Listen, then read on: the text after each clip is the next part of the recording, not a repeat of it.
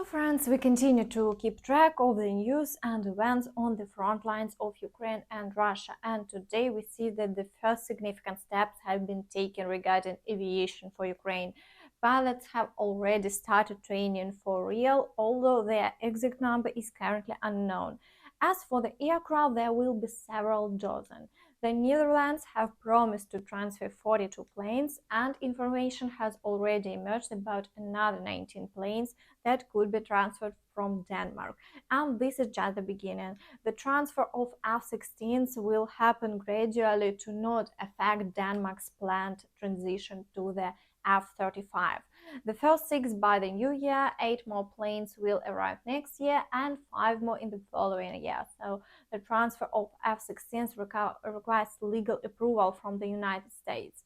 Additionally, the final donation of fighters depends on the preparations and proper conditions for establishing auxiliary structures in Ukraine for the use of the fighters.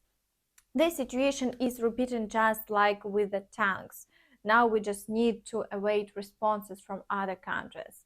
The number of planes is expected to exceed 100, and that's already a significant force with the necessary missiles. As for today on the front, the occupiers couldn't achieve success and, as always, failed another operation with disgrace. But before we delve into the review, please give this video a thumbs up, subscribe to the channel and hit the notification bell to stay updated on all the latest news. In the area of Kupiansk, the offensive actions came to a halt yesterday evening. The occupiers couldn't seize Sinkivka, so now there are only ongoing shelling incidents. Due to a strike at the center of Kupiansk yesterday, 11 people were injured, with 7 in critical condition. Overall, this is the extent of what the Russians are capable of, because successes on this front have clearly come to an end before even beginning. On the other hand, in the region of Svatovo, there is a minimal number of shelling incidents. Surprisingly, all attacks have ceased. The Ukrainian forces, on their part, continue to use drones to destroy equipment and occupant positions, and there have been no changes along the front line. In the area of Kremenna and Sivir, there are many shelling incidents being recorded today, but there are no new offensive actions, and the front line remains unchanged.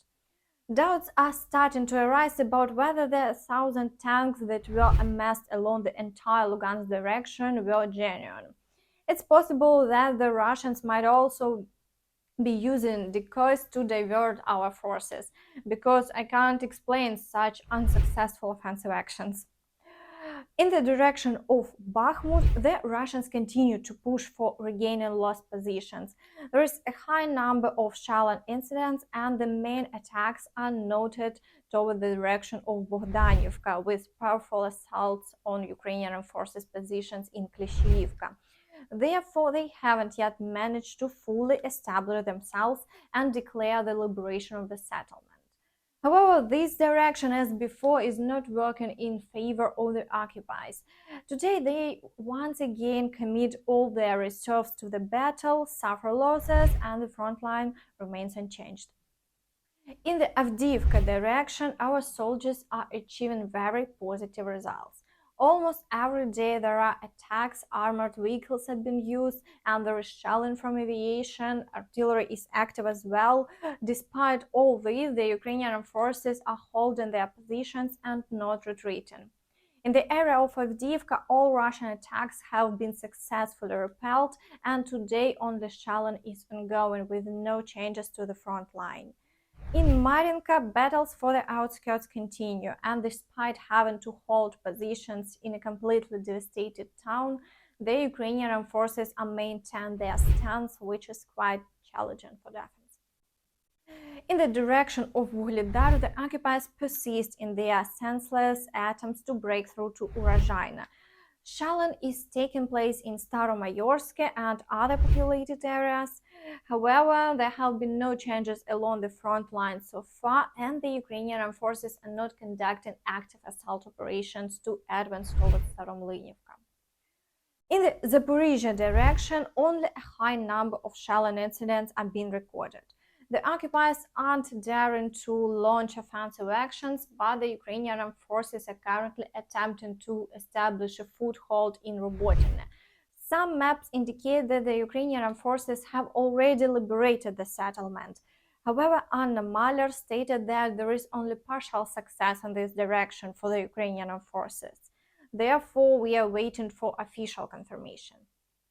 Meanwhile, the Ukrainian forces continue to destroy occupant bases and depots. In the past week, there have been reports of 5 destroyed depots and 7 bases and headquarters. In the Kherson direction, shelling continues, but as of now, there have been no new movements along the front line. The presence of the Ukrainian forces on the left bank is still uncertain. Meanwhile, as a result of drone attacks on an airfield in the Novgorod region, Ukraine managed to completely destroy a strategic nuclear bomber of the Russian armed forces for the first time. This was reported by the Russian publication The Moscow Times. They stated that Russia no longer has the engineering and technical base for the construction of new strategic bombers. So the Moscow Times, citing its own sources, report that the issue of sabotage was discussed in meetings between Russian President Vladimir Putin and his security officials. They swore that such a thing wouldn't happen again, but no one could provide a 100% guarantee, the publication writes. Another interesting piece of news is that Putin will not attend the BRICS summit in Johannesburg, which is scheduled for this week. Putin's absence speaks volumes about Russia's isolation and the narrowing horizons of the Russian leader, according to a CNN publication. As the article points out, Putin used to be someone to pay attention to. However, after his invasion of Ukraine, the world perceives him differently. Now the Russian leader is absent from the global political stage. It's worth noting that in March, the International Criminal Court issued an arrest warrant for Putin's involvement in a scheme to deport Ukrainian children to Russia. Continuing the topic of Russia, the Moscow airports Vnukovo and Domodedovo temporarily suspended both incoming and outgoing flights on the morning of August 21. Nearly 50 aircraft were unable to land in the Russian capital. The Russian Minister of Defense stated that around 7 a.m. on August 21, the Ukrainian forces attempted to attack Russian territory with drone aircraft.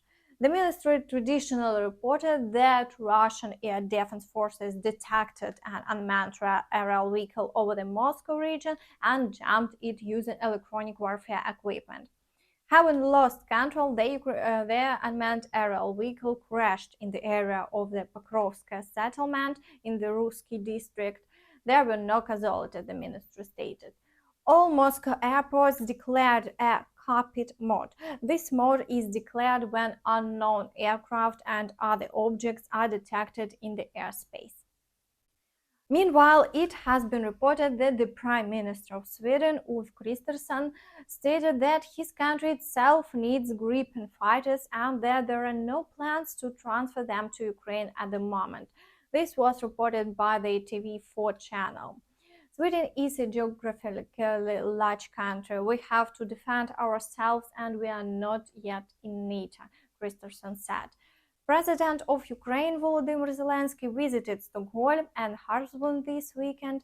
Extensive negotiations were held with the Prime Minister and a declaration of intent regarding joint production and servicing of Swedish infantry combat vehicles CV-90 was made. Another topic that Zelensky has long requested is Western fighters jet. It's a balance between what we can share with them and what we need to have ourselves.